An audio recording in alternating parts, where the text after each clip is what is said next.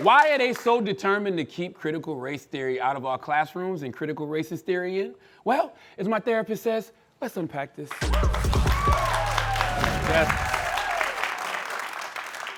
It's because he who tells the story controls the narrative.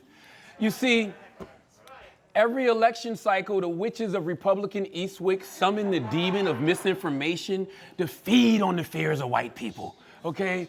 Emerging from their country clubs, cigar rooms, to gaslight and scare the public into voting against their own interests. Do you remember Sarah Palin and her death panels?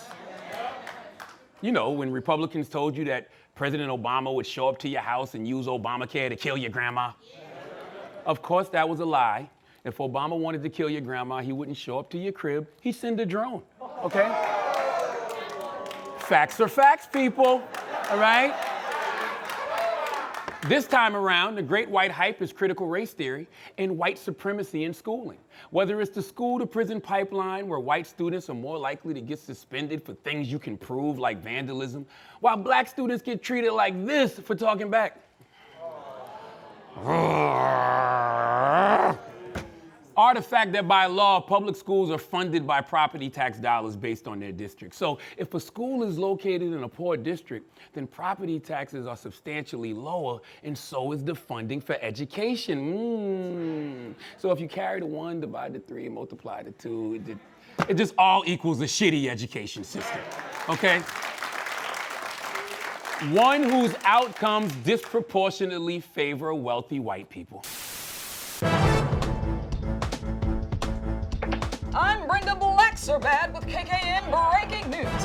This just in. To Charlamagne Tha God slanders and disrespects America's flawless education system. Why in white Jesus' name is the black Mr. Clean allowed to say these treasonous things on national TV?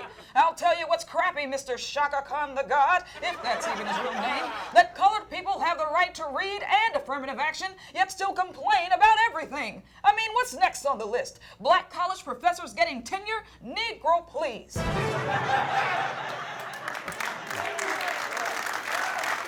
Why are y'all clapping at that? I simply don't like her, okay?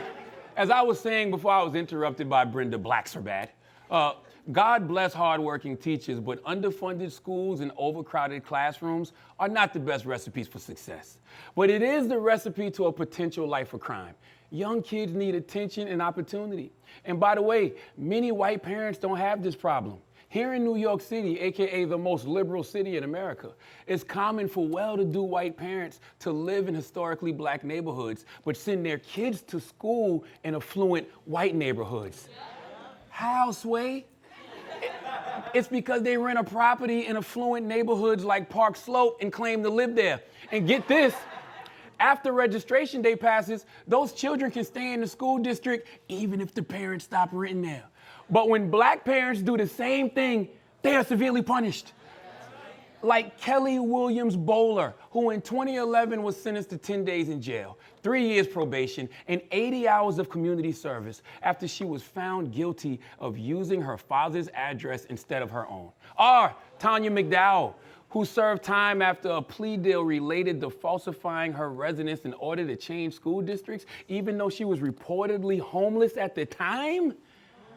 And even though she had prior troubles with the law, it still doesn't change the fact that she was convicted of first-degree larceny for basically stealing an education. They were both willing to risk their freedom so that their child can have a better future. I would do the same, okay? Yet and still, school districts 1, city girls 0, okay? I mean, I can hear them now. I mean, shame on these poor black mothers anyway. Don't they know that if they want their child to have a chance at a better future, then they should just either be rich or pray to God that their child wins the regional charter school lottery? It's that easy. Which brings us back to critical race theory. Critical racist theory. Because even if your child is lucky enough to go to a school where the classrooms aren't more crowded than the emergency room after a crate challenge, they're still in danger of being fed a critically racist curriculum. That's because more and more states are legalizing lies and ignorance. In fact, just this week, lawmakers led by Virginia Republican Representative Bob Good announced a bill that would ban critical race theory in federally funded schools. Or like Tennessee, for example. Look. We will not be teaching critical race theory in Tennessee. In May, the governor signed HB 580 into law. It bans lesson plans that make students, quote, feel discomfort, guilt, or anguish because of their race.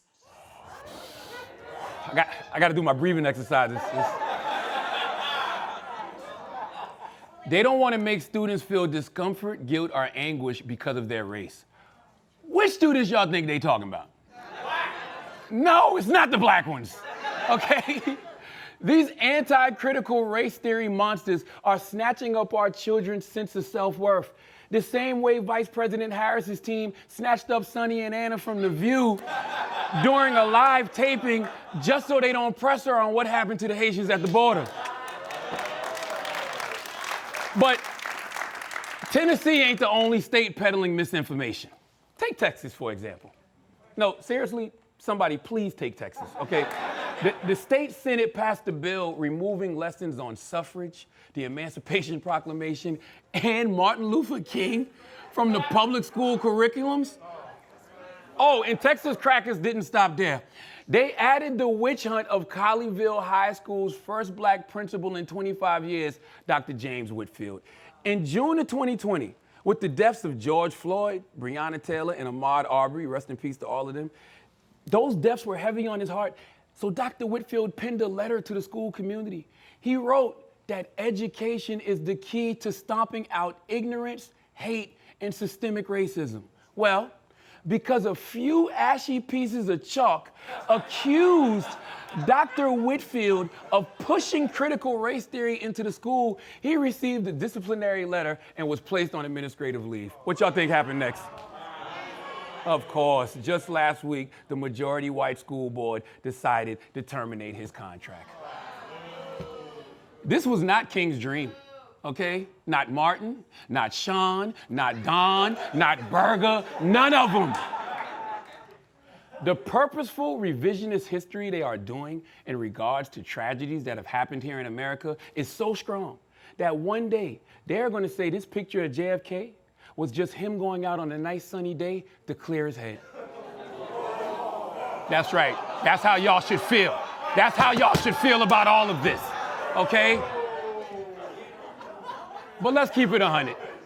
We know what they really want to teach our kids. That black people weren't shit, ain't shit, and will never be shit. But